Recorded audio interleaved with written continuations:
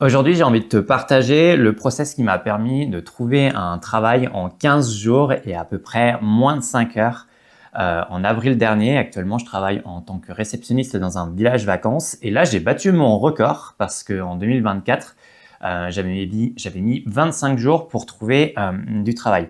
Alors, je sais qu'il y a certaines personnes qui vont me lancer des tomates en mode mais Nat, c'est pas possible ce que tu dis, trouver un travail en 15 jours, c'est pas faisable. Je vois bien ce qui se passe sur les réseaux sociaux et je vois bien qu'il y a des gens qui disent à quel point c'est difficile de trouver du travail, surtout dans ma tranche d'âge, à 30 ans. Et moi, j'ai envie de te montrer qu'il y a d'autres façons de faire et il y a des façons aussi plus intelligentes pour trouver du travail.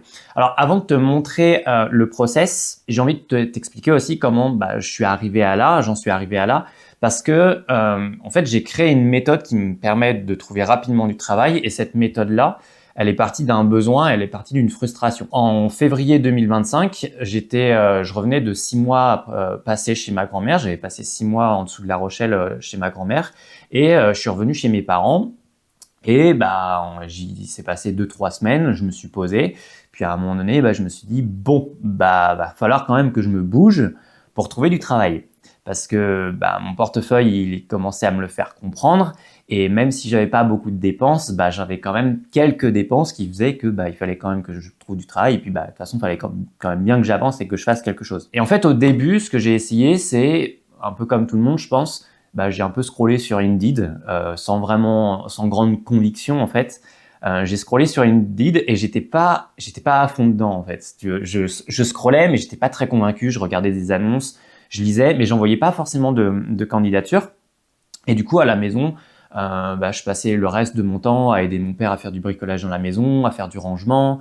Je jouais aux jeux vidéo, je regardais des films, je faisais un peu de musculation au poids de corps, tu vois. Bref, je faisais 2-3 trucs comme ça.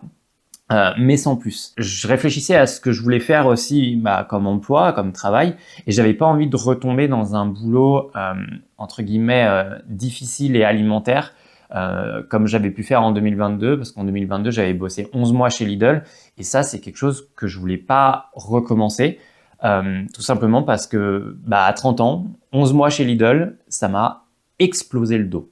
Vraiment, ça m'a bousillé le dos et j'avais absolument pas envie de retenter ce genre d'expérience. Du coup, j'avais pas du tout envie de me replonger là-dedans. Et le truc, c'est que au fur et à mesure où je commençais à me dire qu'il fallait que je trouve du travail, je sentais que je galérais à trouver ce qui me plaisait sur Indeed et je commençais à envoyer quelques candidatures, mais c'était un peu une bouteille à la mer que je balançais, quoi, sans vraiment savoir si ça allait revenir. Et du coup, ça a provoqué pas mal de frustration. Et surtout, ça a créé beaucoup de colère et d'énervement parce que je me disais, putain, ça me saoule en fait, j'envoie des candidatures, les entreprises elles répondent pas quoi. C'est chiant et c'est frustrant. Et du coup, tu as envie que ça avance parce que tu es pressé et en plus de ça, ton compte en banque il te le fait bien comprendre, tu vois. Et du coup, c'est un peu chiant.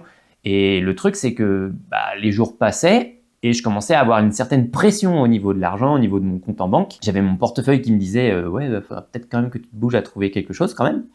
Et du coup, j'en avais la boule au ventre. Et le soir, dans mon lit, en fait, je regardais un peu les poutres au plafond, quoi. C'est cliché à dire, tu vois, c'est bête à dire. Mais en vrai, quand t'es dans cette période-là, ça fout quand même un peu de pression. Ça te fout pas très bien et ça te fout quand même un certain coup au moral, entre guillemets. Et du coup, le soir, ce que je faisais, c'est que pas loin de chez mes parents, dans la campagne, je marchais, je me baladais, on va dire quotidiennement dans la campagne. Je marchais le long d'un chemin que j'aime bien fréquenter. Puis là, à ce moment-là, je repensais, un soir, j'ai repensé plusieurs conversations que j'ai eues avec mon cousin. Et mon cousin, il est QSHE en entreprise. Et du coup, il m'a beaucoup parlé de normes ISO, de management de qualité, de procédures, tout ça. Et moi, en contrepartie, je le formais sur la partie hypnose ericksonienne et communication hypnotique, parce que ça fait 10 ans que je fais ça et que je me suis quand même beaucoup formé là-dedans.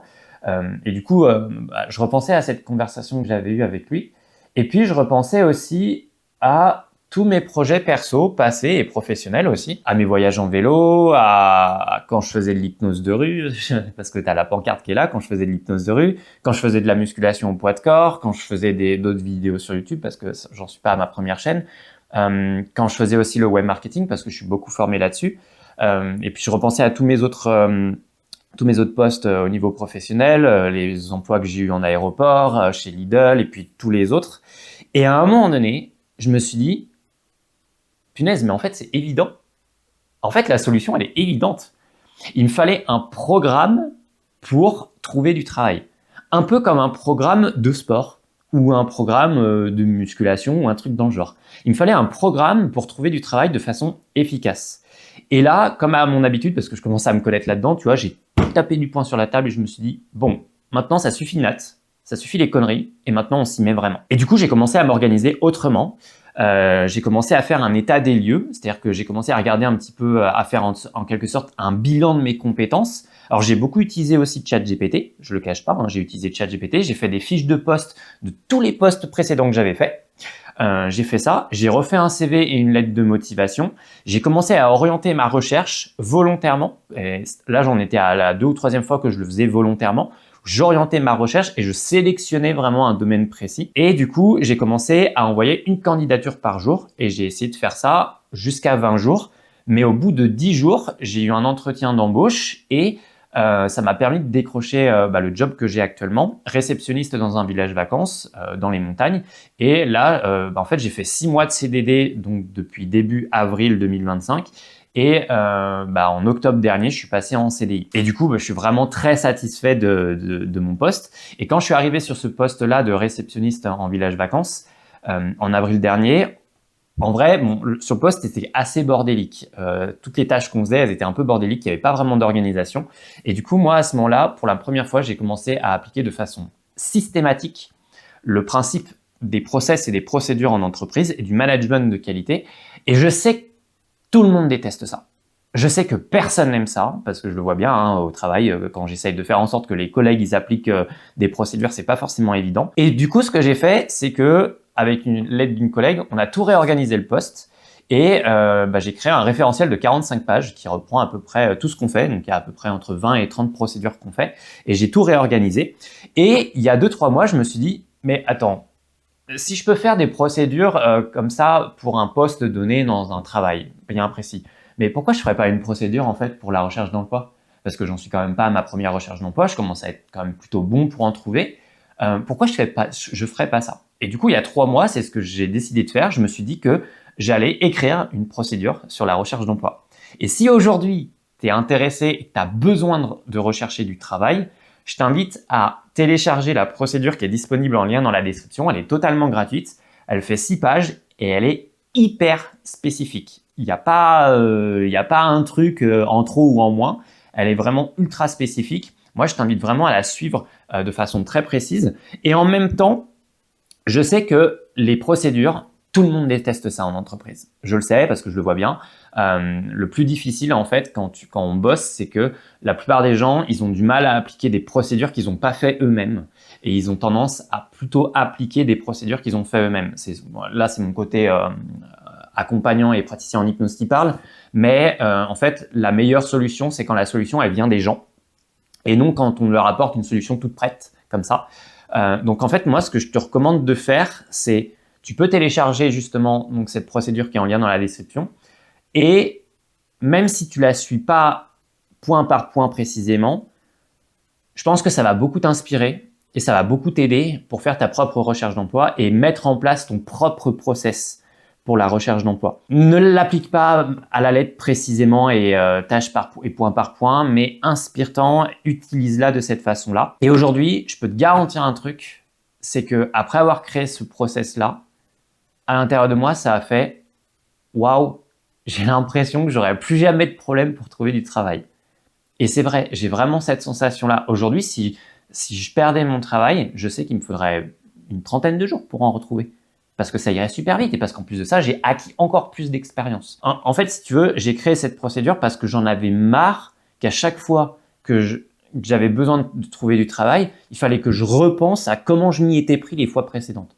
Cette fois, en fait, le principe d'avoir une procédure qui est écrite, qui est toute faite, sur laquelle tu peux revenir constamment, c'est que tu sauvegardes en quelque sorte cette compétence. On dit souvent que trouver du travail, c'est un vrai job.